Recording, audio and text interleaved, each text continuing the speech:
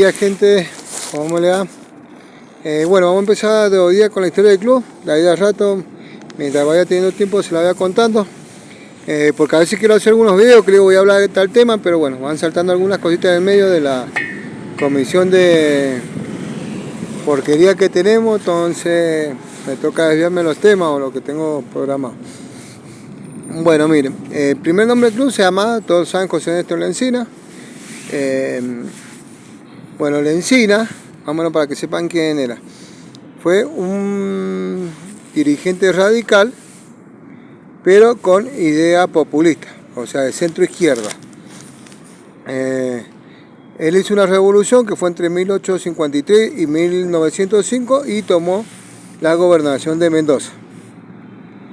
Porque la Unión Cívica Radical en esa época estaba dividida en que la parte, la derecha de la Unión Cívica Radical, era liderada por Hipólito Yrigoyen, que fue el primer presidente de la nación, uno de los primeros presidentes de la nación, creo que antes de Alvear, o después de Alvear, perdón. Entonces, bueno, intervino la provincia, tuvo un tipo de gobernador, después Yrigoyen lo derroca, se va escapado a Chile en el tren transandino, bueno, y después se postula como gobernador. Y de 1918 a 1920. No termina de cumplir la gobernación porque fallece por una enfermedad a los 60 años en Buenos Aires.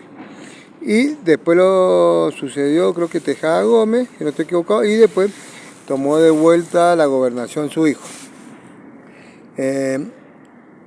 Bueno, ¿por qué le nombro un poquito la parte política?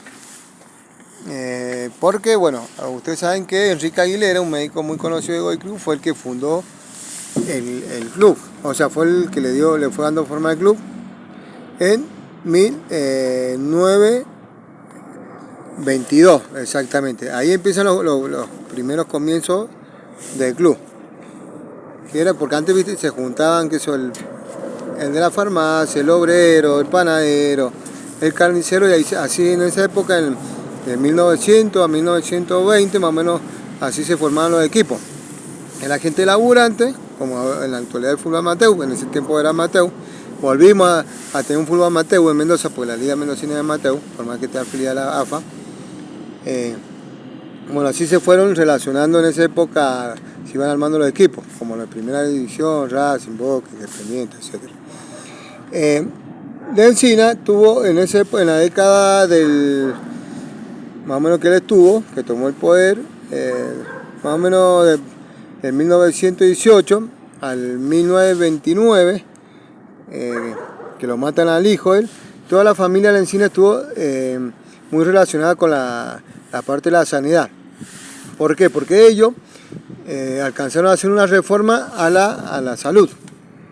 Su enfoque estuvo enfocado en la sanidad pediátrica, los niños. ¿Por qué? Porque tenían muchos problemas de sanidad, la atención médica de los niños, de lo que venía a ser hoy día Guaymallén, Godoy Cruz, La Cera, Luján, San Carlos. Bueno, Lencina era oriundo de San Carlos. Le decían el gaucho Lencina, y toda la gente cuando estudiaba en Mendoza le hacían bullying por ser de la provincia, del departamento ahí del campo, de Mendoza, en esa época. Bueno, entonces él, junto a su hijo y todos los lencinistas de la época, lograron hacer alguna reforma laboral sanitaria, que son actualmente las que tenemos en Mendoza. Y por eso también Hipólito Yrigoyen le hace la guerra interna en el radicalismo. Argentino, ya las raíces ya vienen abajo. Argentino siempre ha sido un club de gente humilde, laburadora, que ha tenido escaso a muchas cosas que tiene la gente de plata. Entonces, por eso es que Enrique Iglesias, un médico conocido del club, fue el que le fue dando forma a nuestro club, que hoy ya se llama Club Atlético Argentino. Pero viene por ahí, porque el encinismo estuvo muy ligado a la sanidad pediátrica, en general, pero su enfoque en su reforma sanitaria que quiso hacer, el mayor enfoque estuvo enfocado en la pediatría de los niños, y le vuelvo a repetir, porque los niños de Guaymallé, Mendoza, alrededor de la capital, era solamente para los ricos, para la gente de plata, y entonces tenían escasa atención médica nuestros niños de esa época, de los departamentos como Luján, Lavalle, Rivadavia, etcétera, etcétera. Entonces por eso que un médico es el que nos termina dando forma. En 1929, bueno, lo matan al hijo, que con todo este tema siguió Washington Lencina. En 1999 un fanático radical de la línea de Irigoyen lo mata de un tiro, que estaba el chabón arriba de un árbol y le dio un tiro, todo eso. Bueno, y el encinismo se acaba en 1944-46, no lo recuerdo bien, porque lo que pasa es que todo esto, lo que yo le estoy diciendo, no es que me he puesto, son cosas que yo investigué hace muchos años y pues las tengo acá muy bien en la memoria, porque soy una persona que me gusta leer, estudiar y todas esas cosas.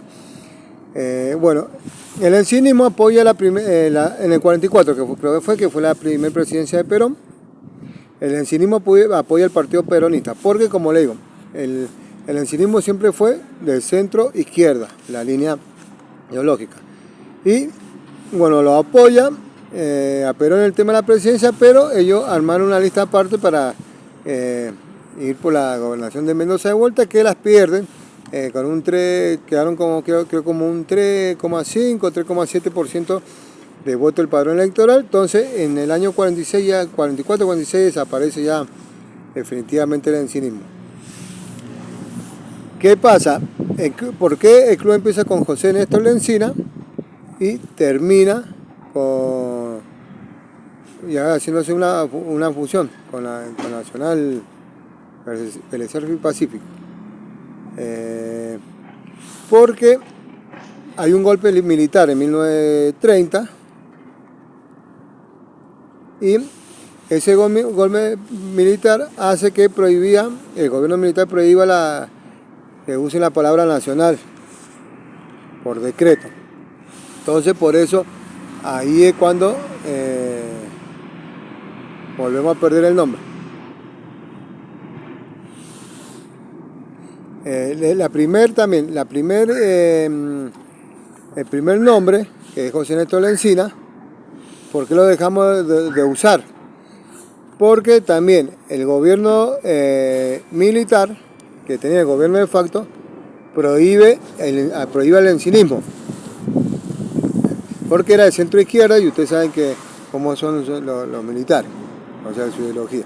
Entonces por eso dejamos de usar el nombre de José Néstor Lencina y nos toca funcionando con Pacífico, y por eso se llama Nacional Pacífico Belisario.